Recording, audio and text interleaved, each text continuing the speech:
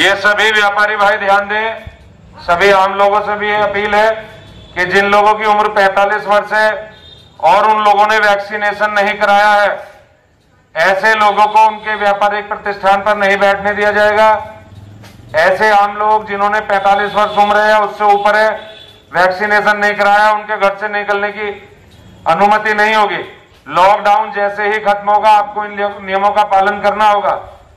दुकानें केवल उन्हीं की खुलेंगी जिनकी उम्र 45 वर्ष और उससे ऊपर है और उन्होंने वैक्सीनेशन कराया है। यदि उस उम्र के व्यापारी हैं जो अपने व्यापारिक प्रतिष्ठान पर बैठते हैं और उन्होंने वैक्सीनेशन नहीं कराया है, तो उसको उस व्यापारिक प्रतिष्ठान पर नहीं बैठने दिया जाएगा। ई रिक्शा वाले, ऑटो, बस ड्राइवर आदि या सार्वजनिक स्थानों पर जिन लोगों की उम्र 45 साल है, उन्होंने वैक्सीनेशन नहीं कराया है,